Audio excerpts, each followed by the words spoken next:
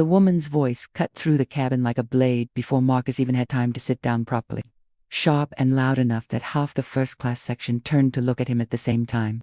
"That seat is not yours," she said, pointing directly at him, her manicured finger hovering inches from his face as if she was afraid to get too close.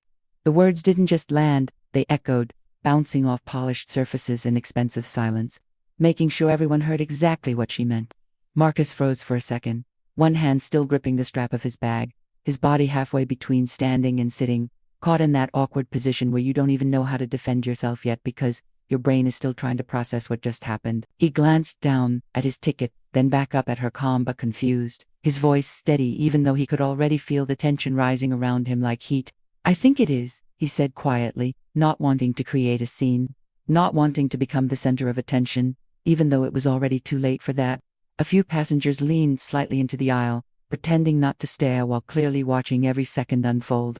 The woman let out a short, dismissive laugh, the kind that doesn't come from humor but from certainty, from the belief that she couldn't possibly be wrong. "No," she said again, slower this time, louder, making sure the flight attendant standing a few rows back could hear her too. "First class is for priority passengers." Marcus felt the shift instantly, that familiar tightening in his chest that came from years of moments just like this. Moments where he wasn't being asked a question, he was being challenged, measured, doubted, without evidence. He could feel eyes on his clothes, his watch, his shoes, silently calculating whether he fit here. He had seen that look before, too many times to count, in offices, in restaurants, in spaces where his presence alone seemed to require explanation. But he had also learned something over the years, something that took time to master, and that was control. He didn't raise his voice, didn't argue, didn't give anyone the reaction they were expecting. "I'm in C2A, he repeated, pulling out his boarding pass and holding it out, his hand steady, his expression neutral, as if this was just another routine check and not a public accusation. The woman didn't even look at it. Instead, she crossed her arms, her lips pressing into a thin line as she turned slightly toward the aisle, making sure more people could see her now. "I don't need to see it," she said, her tone dripping with quiet authority, the kind that assumes agreement without asking for it. "I've been flying first class for years.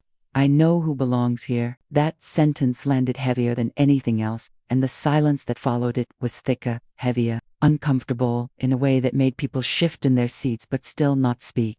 Marcus could feel it settling over him, that invisible weight of judgment, of being reduced to a question mark in a space he had every right to occupy. For a split second, something flickered in his eyes, not anger, not yet, but something deeper, something tired, something that had been building over a lifetime of moments just like this.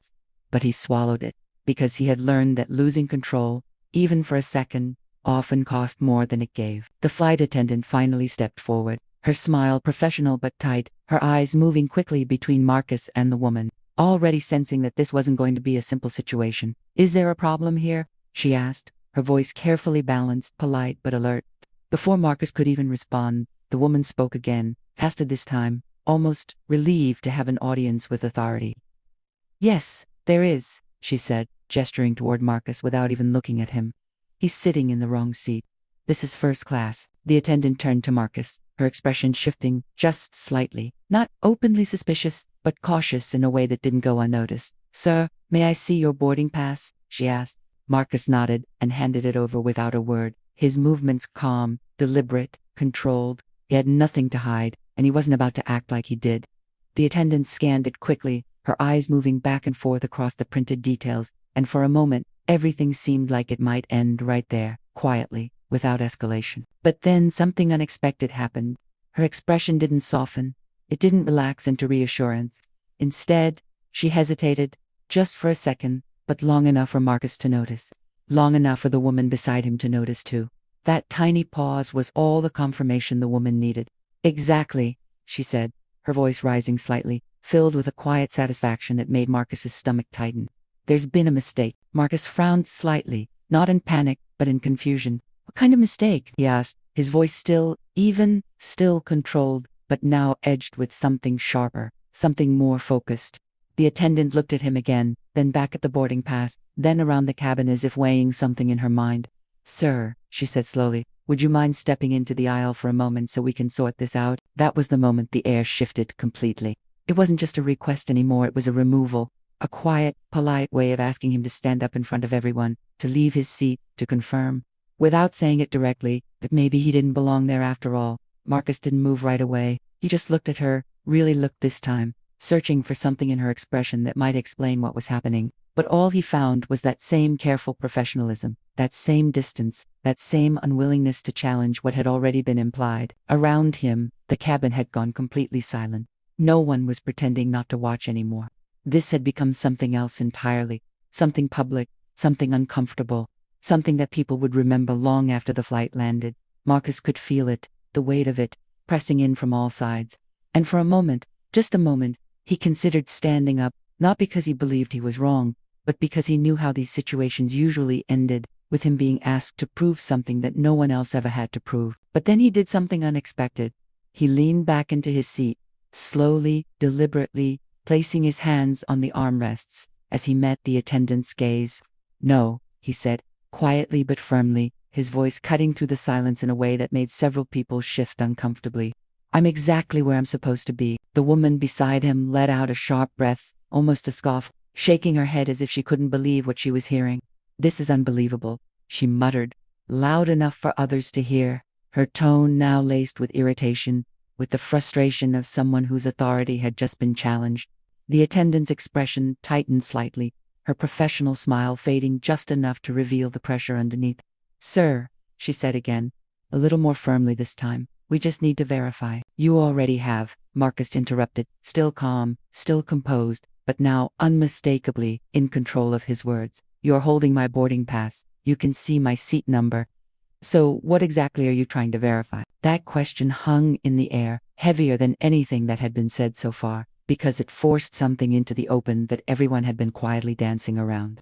The attendant didn't answer right away, and in that silence, the truth started to take shape, not in words, but in the way people shifted, in the way the woman avoided looking directly at Marcus now, in the way the entire situation suddenly felt less like a misunderstanding and more like something else entirely. Before anyone could respond, the overhead speakers crackled softly, that familiar pre-flight sound that usually signaled routine announcements, safety reminders, the predictable rhythm of air travel.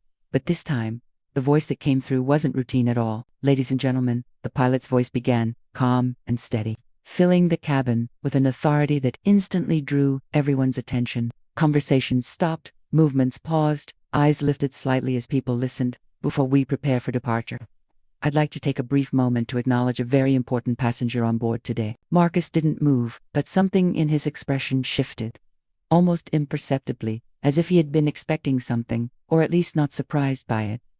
The woman beside him frowned slightly, her irritation giving way to confusion as she glanced around, clearly trying to understand what was happening.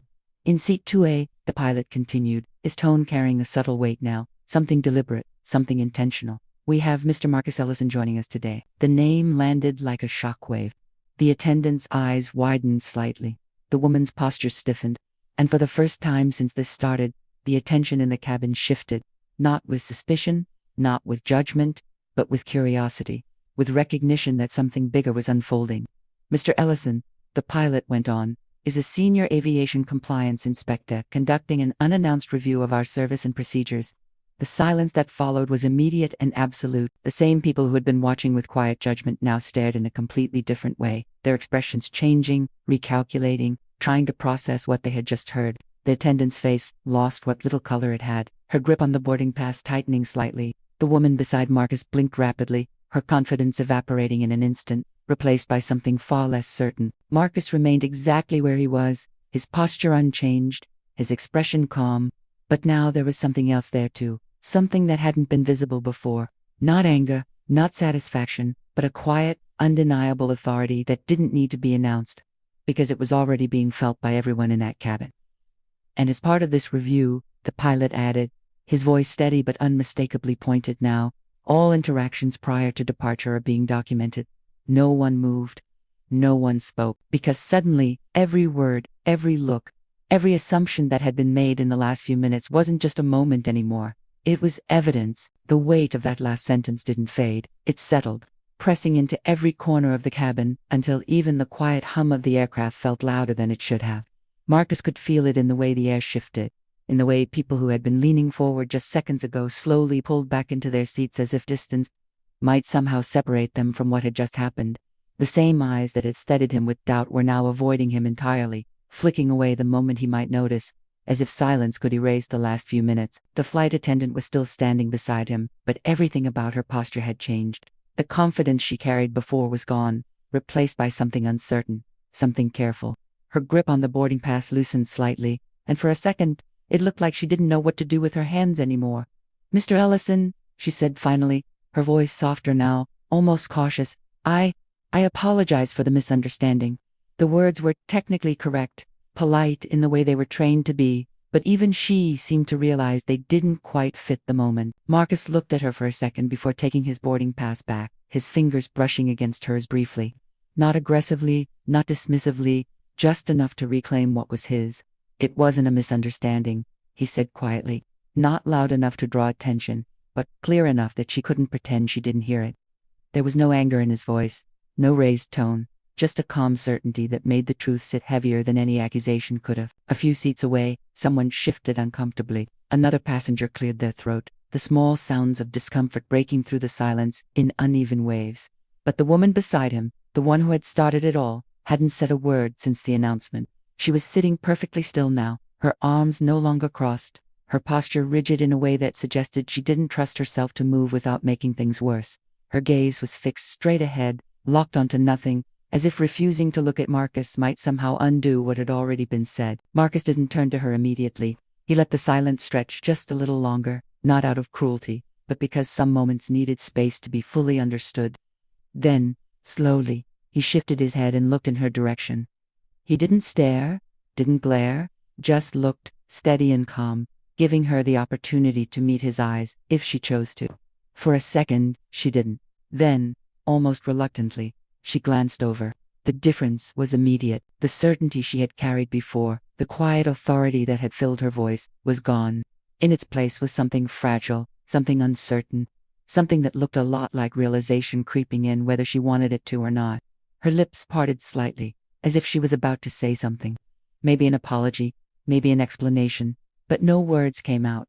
Because what could she say that wouldn't sound exactly like what it was? Marcus held her gaze for a moment, just long enough to make sure the message landed, not with humiliation, but with clarity. Then he looked away again, leaning back into his seat as if the moment had already passed for him. Even if it was still unfolding for everyone else, up front, the cabin crew began moving again, but slower now, more deliberate. Every action measured in a way it hadn't been before. The easy rhythm from earlier was gone, replaced by a careful awareness that something important had just been exposed. Something that couldn't be smoothed over with routine politeness. The attendant who had questioned him walked away quietly, her steps controlled, her expression focused on anything but the passengers around her. A few rows back, someone whispered something under their breath, too low to make out, but enough to remind everyone that this wasn't just a private moment anymore. It had been seen, heard, felt, and even though no one was saying it out loud, the truth was sitting there, undeniable. Marcus closed his eyes for a brief second, not to escape, but to center himself, to let the noise settle back into something manageable. Because for him, this wasn't new. The setting was different, the outcome was different, but the feeling, the initial doubt, the quiet questioning of his presence, that part was something he had carried for a long time. The only difference now was that, for once, it hadn't been left unspoken. When he opened his eyes again, the plane felt different, not because it had changed, but because the illusion of it had. And as the engines outside began to hum a little louder, preparing for departure, one thing was clear to everyone on board, whether they wanted to admit it or not. This flight had already revealed more than anyone had expected before it even left the ground.